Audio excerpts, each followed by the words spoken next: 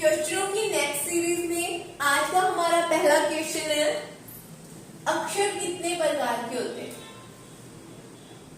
ठीक है, वैसे तो वर्णों को ही अक्षर कहा जाता है, लेकिन अगर इन्होंने पूछा कि अक्षर अक्षर कितने प्रकार के होते हैं तो कितने प्रकार लिखोगे? 2 टाइप। कौन कौन से? नंबर 1 बद्धाक्षर,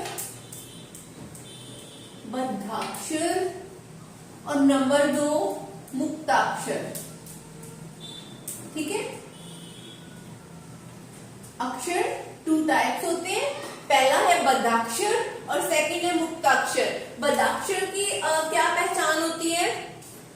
इसकी पहचान होती है कि शब्दों के पीछे व्यंजन की साउंड या व्यंजन की ध्वनि निकलती है, उसे हम बद्धाक्षर शब्दों की अक्षरों की श्रेणी में रखते हैं। और मुक्ताक्षर में क्या होता है? जब भी हम एक शब्द को बोलकर देखते हैं तो जो पिछली ध्वनि निकलती है एंड वाली, तो वो स्वर की होगी। स्वर हमें पता है हिंदी में 11 होते हैं, टोटल कितने होते हैं अगर कुल पूछे तो 13 होते हैं। जब ध्वनि निकले स्वरों की तो मुक्ताक्षर अक्षर कहते हैं, अगर निकले व्यंजन की तो बद्धाक्षर। ठीक है, सेकंड क्वेश्चन, भारत में कुल लिपियों की संख्या, ठीक है, कितनी होती है? 22। ठीक है, भारत में लिपि, मैंने बताया था लिपि की डेफिनेशन थी, लिखने की कला को लिपि कहते हैं। लिखने की कला लिपि कहलाती है।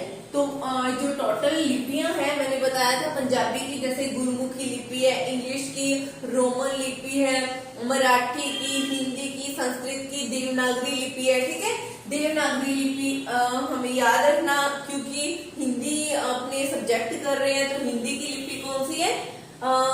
मराठी की भी और संस्कृत की भी, तीनों की देवनागरी लिपि है। ठीक है, तो ये टोटल भारत में इसकी संख्या पूछी जाए तो 22 आएगी। क्लियर? नेक्स्ट क्वेश्चन देखते हैं, व्याकरण शब्द किन शब्दों के योग से बना है? ठीक है, इसका संधि हमारा टॉपिक रहा नहीं है ना, डाला नहीं हुआ संधि टॉपिक, बट जब संधि करते हैं तो इन्हें शब्दों को तोड़ा जाता है ना, उनको इकट्ठा करने की विधि इसमें आती है। तो अब हमने व्याकरण को 2 योग से निकालना है, किन शब्दों के योग से ये व्याकरण शब्द की उत्पत्ति हुई है। ठीक है, व्या प्लस करण, ये तो सीधा सीधा हो गया, इसमें कोई स्वर व्यंजन का हमें क्लैरिफाई नहीं हो रहा, गलत है व्याकरण। ठीक है, वी प्लस करण, इसे जोड़ेंगे तो करें क्या बनेगा? विकरण, लेकिन हम तो व्याकरण की बात कर रहे हैं, ये भी रॉन्ग हुआ। ठीक है, वी प्लस अ प्लस करण व्याकरण। अगर यहाँ पे आ का साउंड होता फिर भी चलो कुछ ना कुछ हद तक ठीक था, लेकिन व्याकरण तो एक शब्द ही है प्रॉपर। अब नेक्स्ट देखिए, वी प्लस आ प्लस करण, ये पूरी सही ध्वनि निकल रही है ना, व्याकरण। तो सही शब्द कौन सा होगा? सही योग कौन सा होगा? वी प्लस आ प्लस करण व्याकरण। क्लियर? नेक्स्ट क्वेश्चन देखते हैं, हिंदी व्याकरण के कितने भाग है? भाग पूछे हैं हमने, जब शुरू में टॉपिक किया था भाषा और लिपि, मैंने क्लैरिफाई किया था, इसमें 4 पार्ट्स होते हैं। इसके कौन कौन से होते हैं देखते हैं। वर्ण विभाग, यहाँ पे लिखो वर्ण विभाग, सेकंड है शब्द विभाग या शब्द विचार, कर लो कुछ भी, हमने टॉपिक किए थे ना, वर्ण विचार, शब्द विचार, पद विचार और वाक्य विचार। वाक्य विचार, ये इसके 4 टाइप्स होते हैं। ठीक है, हिंदी व्याकरण, पहले इसका योग पूछते हैं कि किन शब्दों के योग से बना है। बहुत इंपॉर्टेंट क्वेश्चन है, क्योंकि हम हिंदी व्याकरण की डिस्कशन कर रहे हैं, तो इसका हमें संधि विच्छेद करना तो आना ही चाहिए। वी प्लस आ प्लस करण, और इसके पार्ट पूछे, इसके भाग पूछे व्याकरण के, तो 4 पार्ट्स आएंगे। कौन कौन से? वर्ण विभाग या वर्ण विचार, शब्द विचार, और थर्ड है पद विचार, और 4th है वाक्य विचार। नेक्स्ट क्वेश्चन देखते हैं, अयोगवा ध्वनियां कौन कौन सी हैं? ये भी हमने वर्ण विचार वाले टॉपिक में क्लियर किया था। इसे भी एक था अनुस्वार और विसर्ग, ठीक है, एक था चंद्र बिंदु, फारसी ध्वनियां मैंने बताई थी, अरबी फारसी वाली, यानी कि जिनके पैर में बिंदी लगी होती है, ठीक है। मैंने ज और फ अरबी शब्द भी बताए थे, व्यंजन किया था जब हमने व्यंजन वाला टॉपिक। तो जिसके पैर में बिंदी होती है वो फारसी ध्वनियां होती है। द, ये बचा अनुस्वार। हम पूछ रहे हैं कि अयोगवाद ध्वनियां कौन सी हैं, यानी कि मेरा पूछने का मतलब है अयोगवाद ध्वनियां इनमें से कौन सी हैं। अनुस्वार को कहते हैं या चंद्र बिंदु को कहते हैं या अरबी फारसी की ध्वनियों को कहते हैं या अनुस्वार और विसर्ग को कहते हैं, ठीक है। तो ये कौन सी ध्वनियां हैं, अयोगवाद ध्वनियां कौन कौन सी हैं। एक तो अनुस्वार है, यानी कि बिंदी है, और एक जिन शब्दों के पीछे विसर्ग लगा होता है। ये दोनों ध्वनियों को हम क्या कहते हैं, अयोगवाद ध्वनियां। क्लियर। नेक्स्ट क्वेश्चन देखते हैं। जो मांस खाता है के लिए उपयुक्त शब्द है, ठीक है। पंक्ति के लिए एक शब्द, कौन सा उपयुक्त शब्द होगा आपके अकॉर्डिंग। परामीश, निरामीश, सामीश और हिंसाचार। परामीश और हिंसाचारी को तो निकाल दो, ये तो शब्दों के अर्थ ही अलग है। हिंसा करने वाला। निरामीश क्या होता है, जो मांस नहीं खाता, और सामीश क्या होता है, जो शामिल करे मांस को, ठीक है। तो जो मांस खाता है उसे क्या कहते हैं, सामीश। नेक्स्ट क्वेश्चन देखते हैं। कौन सा शब्द आ उपसर्ग से निर्मित नहीं है। मैंने बताया था जब उपसर्ग किए थे, उपसर्ग शब्दों के आगे लगते हैं और एक शब्द नया शब्द बन जाता है, ठीक है। बचे हुए शब्द का एक अर्थ होता है, और प्रत्यय क्या कहा था, शब्द के पीछे लगते हैं और आगे वाले शब्द का एक प्रॉपर अर्थ होता है। अब हम कर रहे हैं कौन सा शब्द आ उपसर्ग से निर्मित नहीं है। निर्मित मतलब बना हुआ, इसका मीन होता है बना हुआ। आ उपसर्ग, ठीक है, आ उपसर्ग की बात की है। अब हम इसे अलग करके छांट के देखेंगे। जन्म, जन्म एक शब्द है ना, प्रॉपर शब्द है, उसने जन्म लिया है ना, बोर्न हुआ जन्म। इसके आगे लगा आ, तो ये एक प्रॉपर उपसर्ग है, ठीक है। ये पूछ रहे हैं कि उपसर्ग से निर्मित नहीं है। अब जो सही शब्द नहीं है हमने उसे ढूंढना है, ठीक है। अब ये देखो, आमरण, मरण मृत्यु को कहा जाता है, डेथ होना, ठीक है। इसके आगे आ लगे, आमरण मतलब हमेशा, लगातार, ठीक है। ये भी प्रॉपर शब्द है, इसलिए ये भी गलत नहीं हुआ। आगमन देखते हैं। गमन क्या होता है, जाना। हिंदी में जाने को क्या कहते हैं, गमन करना, यहाँ से चले जाना, जाना। तो आगे आ उपसर्ग का उपयोग हुआ है। अब देखते हैं अवज्ञा। वज्ञा कोई शब्द होता है, नहीं होता ना। जन्म होता है, मरण होता है, गमन होता है, लेकिन वज्ञा का कोई अर्थ नहीं होता।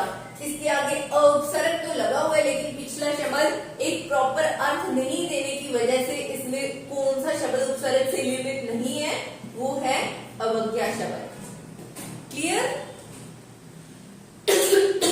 सॉरी। अगला क्वेश्चन देखते हैं। सही वर्तनी बताइए। वर्तनी यानी कि शब्द शुद्धि है ना, शब्दों का कौन सा रूप शुद्ध है। यहाँ पे मैंने कौन सा शब्द शुद्ध लिखा है, अंतर्गत शब्द लिखा है मैंने। तो इन चारों में से फाइंड करना है कि एक शब्द कौन सा शुद्ध होगा। पहला है अंतर्गत लिखा, तो अंतर्गत है, लेकिन मात्राएं देखनी है। देखो ये जो ऊपर वाला र होता है ना, शब्द के ऊपर र लगा होता है, ये कब काउंट किया जाता है देखते हैं। जैसे मैंने लिखा यहाँ पे मरम, करम लिख लो, करम। इसे एक बार खोल के लिखते हैं शब्द को, करम। र का कहाँ पे साउंड बीच में ध्वनि आ रही है ना, र की, करम, करम। अब मैं इसे कैसे लिखूंगी, ऊपर लिखूं शब्द की, र को ऊपर लिखना हो शब्द के, तो म, करम। बीच में इसकी ध्वनि आ रही है तो मैं इसके ऊपर लगाऊंगी, ठीक है। ये शब्द समझ आ रही है ना, करम, र की ध्वनि बीच में है, तो शब्द के जस्ट उससे अगले वाले शब्द के ऊपर लगता है ये र। अब हम यहाँ पे देखते हैं अंतर्गत। पहले इसे खोल के लिखते हैं शब्द को, अंतर्गत, ठीक है। अंतर्गत ये लिखा गया। अब देखते हैं हम अंतर, गलत हो गया क्योंकि मैंने क्या कहा था, उससे अगले वाले शब्द के ऊपर लगता है, ये जो बीच वाली ध्वनि है ऊपर वाला र, तो ये तो अ से पहले ही लग गया, गलत हो गया। अंतर्गत, ये भी गलत है, आजकल ये वाला शब्द सही नहीं माना जाता, ठीक है। ये देखो अंतर्गत, र तो यहां से गायब हो गया, अंतर्गत गर्त, गलत हो गया। ये देखो अंतर्गत, अंतर, मैंने कहा था ना अगले वाले शब्द से इसे पहले काउंट करना है, तो कैसे बोलेंगे, अंतर्गत। ये वाला शब्द सही शब्द है, ठीक है। सही वर्तनी शुद्ध शब्द कौन से, अंतर्गत, ये वाला ध्यान रखना। बस शब्द से अगले वाले शब्द के ऊपर लगता है ये र। जैसे यहाँ पे मैं एक और शब्द लिखूं, जुर्माना लिखा मैंने, इस शब्द को खोल के लिखते हैं, ठीक है, जुर्माना। अब देखो मैंने कहा था नेक्स्ट वाले शब्द के ऊपर लगता है, जुर्मा, र के बाद मां आ रहा है ना, तो इसके ऊपर लग गया ना, ठीक है, तो क्या बना, जुर्माना। क्लियर। नेक्स्ट क्वेश्चन देखते हैं, हिंदी में कुल स्वर कितने हैं। अब ये आ गया आपके वाला क्वेश्चन, ठीक है।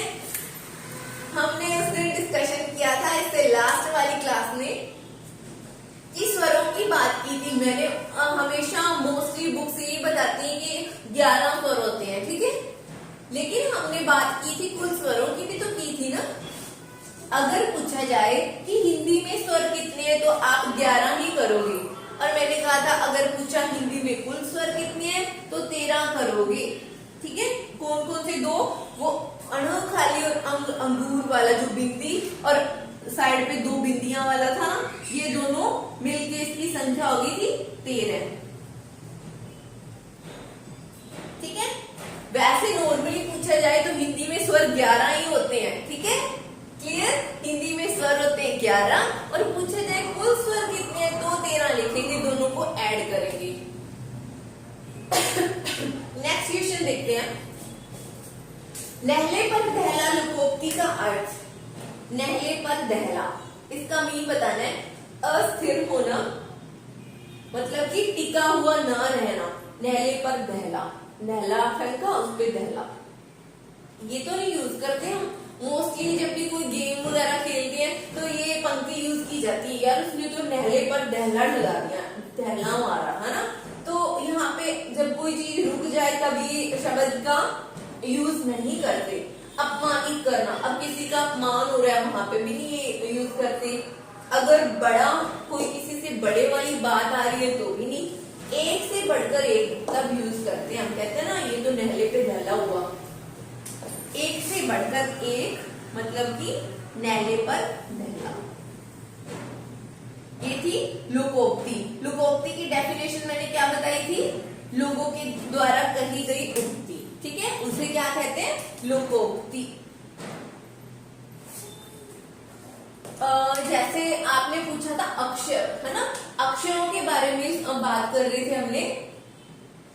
वैसे ऐसे क्वेश्चन मोस्टली एग्जाम में नहीं आते, ये तो जैसे लिटरेचर लगते हैं ना, हिंदी लिटरेचर, तब ऐसे इतना जो डिफिकल्ट क्वेश्चन होते हैं ना, इतनी तह तक जाने वाले क्वेश्चन ये तभी पूछे जाते हैं। नॉर्मल जो कंपटीशन एग्जाम होते हैं ना, कंपटीटर वाले एग्जाम, उसमें इतना डीप क्वेश्चन नहीं पूछे जाते, अक्षरों वाले तो वैसे नहीं पूछे जाते, ठीक है।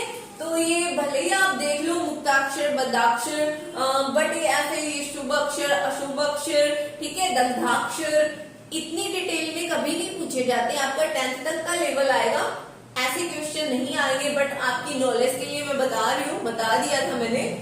अक्षर पूछा तो 2 प्रकार होते हैं, कौन कौन से, बद्धाक्षर, मुक्ताक्षर। बद्धाक्षर में मैंने बताया था जिसके पीछे ध्वनि या साउंड किसका निकले, व्यंजन का। व्यंजन हमने कल कर ही लिए थे, कितने, 33, अगर कुल पूछा 35, ठीक है। मुक्ताक्षर क्या थे, जिसके पीछे स्वर की ध्वनि आए, वो मुक्ताक्षर थे, क्लियर।